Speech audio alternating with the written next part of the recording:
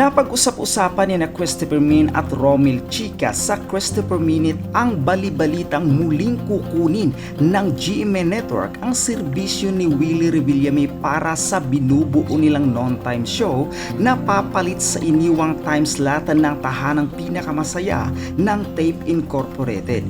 Binasa ni Christy ang text message ng isang masugid na taga-subaybay ng kanilang programa ni Romel Chica na nagsasabing baka hindi na raw makakabalik si Willie sa GMA matapos nitong hindi mag-renew ng kontrata noon para sa Wawawin para lang samahan ang kaibigan si dating Senador Manny Villar sa pagtatayo nito ng All TV. Ang nakabili ng Channel 2 frequency na dating naka-assign sa ABS-CBN, subalit sad to say ay nawala sa kanila sa di pagkakapruba ng prangkesa sa Kongreso noong May 2020. Sa ngayon daw ay may producer si Willie pero ang problema naman wala silang makuhang TV network. Matatanda ang pinag-isipan ng mga netizen kung anong programa ang ilalagay sa non-time slot na iniwan ng TV. Sinasabing baka iangat daw ang TikTok Clock o kaya naman ilipat ang It's Showtime na umeri naman sa JTV. Sabi naman ni OG Diaz kung gagawa naman daw ng self-produced show ang network ay baka mapaalis sa JTV ang It's Showtime at syempre nga naman prioridad ng network ang kanilang sariling show. Sa kaso kasi ng TV, block at timer lang sila.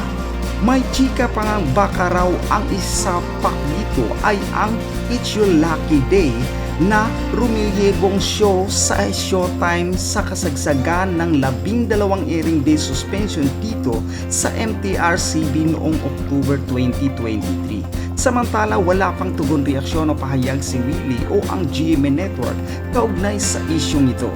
Kailangan mong kailangan nating linawin yung pinakakalat na issue ng iba't ibang sektor ngayon na namumulot ng balita na muli raw makababalik sa GMA7 si Willie Revillame. Uunahan lang po natin ito mga kapatid. Ang naglalabas din kasi nito, poder din kampo rin ni Willie Revillame. Pinupulot dun sa mga pa-question o patanong na kwento kung totoo ba na si Willie ang isasalang ng GMA7 sana bakanteng oras nang nawala ng programang sa tahanang pinakamasaya. Na ngayon ay, sabi ni Barikutot, tahanan walang kasaya-saya. Okay, ayan, oo. Sandali, iniwan naman ni Mayang si Willie Revillame. Ganyan lang po talaga buhay, nag-iiwanan. Okay, sasabihin ko na lang po nanay, pero nabanggit nyo na po. Ang mga kasambahay na nga lang po ang kasama niyo ng Valentine's. Ngayon po nanay, mas tumitibay na ang paniniwala ko na si Bea talaga ang may problema. Sabi ni Lara May Abrigo. Ayan. Mismo na, hindi pwedeng ginugutom ang driver. Ayan. Lalo sa highway, ayaw ni Ate Chuchu ng ganyan. Oy, diletada. Huwag ka nga nagbabanggit. Meron siyang binanggit na TV host. Oh, di ba? Ayan. At sabi ni Mark Valencia ng 16th Cent Coffee sa Silang Cavite. Bihira siyang mag-text sa atin. Kaya iwanan natin pansamantala. Si Willie Revillame, basahin natin to. Magandang hapon po na Chrissy at Sir Romel. Speaking po ng kasama natin sa Hanap Buhay. Pabati po na maligayang karawan. Si Fernando Ortega ng Ortega Tracking and Services. Yun naman pala. Pagbati naman pala yun. Okay, eto na. Tita, pahabol, malamang tatandang dalaga yan si Bea. Walang magtatagal na karelasyon yan.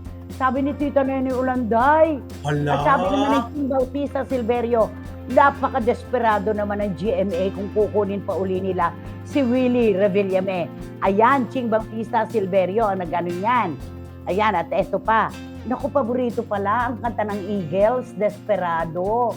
Desperado. Oh. Tahanang eksosera. Di na siya makababalik sa GMA. Pinagpalit niya noon ng network sa mga bilyar. Iwan na nga yan si Willie, sabi ni Boyzy Caragay. Oh. Wala. Malinaw naman po. Hindi, malinaw naman di ba? Pinagpalit naman niya talaga ang kanyang home network noon sa Pamilya Villar. Di lang pagtanaw din naman, in fairness, ng utang na loob sa Pamilya Villar na walang-wala pang nagtitiwala sa kanyang mga programa ay nauna nang nagbigay ng mga pa-premyong bahay at lupa, mga kondo, mga ganon. Pero sa madaling salita, iniwan niya, tumalikod siya sa GMA. Tapos ngayon, siya ang ilalagay sa pantanghaling programa. Ano to? Di ba? Aloka. So, hindi totoo yun. Abangan niyo po kung sino ang mailalagay doon. Kasi ngayon, ang palabas ngayon sa GMA na pelikula. Mga old na pelikula pag alas 12. True. At sabi ni Eddie Litada uli, naghagal pa ka ng mga tao dito sa Panay. Na panay pag-iiwan ang topic nyo. Ang saya-saya, biglang iniwan si Willie. Balik kay Bea. Balik uli kay Willie. Nakakaaliw kayo. Sabi niya, ganun talaga anak kasi may mga pumapasok na mensahe. Kailangan nating respetuhin at bigyan ng pagpapahalaga ang effort na ginagawa ng mga CFMers at SNNers. Ganun yon. Okay, sige, balikan natin si Willie Revillame. Hindi ba may producer na siya ngayon? Meron na perang pang-produce pero wala silang makuhang network. Yun. Di ba? Napakahirap yun na no? Meron ka na lahat pero wala ka namang pagpapalabasan. Totoo yan. Naku, eto na si Wating-Wating. Si Queen Mother. Queen Mother naman ng London. Nakakaloka naman pala si Madam Bea. Ang toxic pala ng pag-uugali, feeling highness. Sabi ni Wating-Wating ng London. Di ba? Ayan, ako. Si Wating-Wating wala daw justice. Kasi nga, grabe daw. Ang bilis-bilis ng araw. Bukas makalawa, Biyernes na naman. Where is justice? Sabi niya. At pinababati niya, si Dansky at 09, Mocha Princess 1, Reconing at Ritzel Belmes. May 3 pa raw, nakakatuwa. Kalat na talaga sa universe ang programa nyo. Pati daw SNN nang huhula sa biyahe natin. Magandang tanghali sa inyong lahat at maraming salamat. Sabi ni Iram Lia, Ating Dea, ikaw na ba yan? Nagpalit ka na ba ng balat? Kung di natuloy ang kasal nyo, good for Dom. Kasi baka after 3 months ang kasal nyo, jiwalay na rin kayo. Huwag gutumin ang driver mo. Baka biglang pababain ka nyo sa gitna ng EDSA. Tulad ni Chuchu. In fairness, wala nang reklamo. Wala namang reklamo na ginugutom ni Bea ang kanyang driver. Pinagbabayad lang kapag ka nasisira o nagagasgasan na aksidente ang sasakyan. Yun. Okay. Kung ako po sa GMA 9, naku, ganyan talaga o ganyanan to mga ano. Kung ako po sa GMA 9, huwag na nilang kunin pa si Willie. Baka mamaya may kumuha na naman sa kanya, iwan na naman niya. Uso pa naman ang iwanan ngayon. Ha ha ha. Sabi ni Marichu, formasyon, espiritu. Ano yung tinataas-taas ng kamay mo dyan, Rebo? Suko ka na? Isa pa yung Willie Revillame na yan. Sabi ni Tita Julie Paras, daig pa niya ngayon ang pulubi na kumakatok sa mga bahay para papasukin siya. Pero pinagsasaraduhan siya ng pinto. Ang yabang pa more!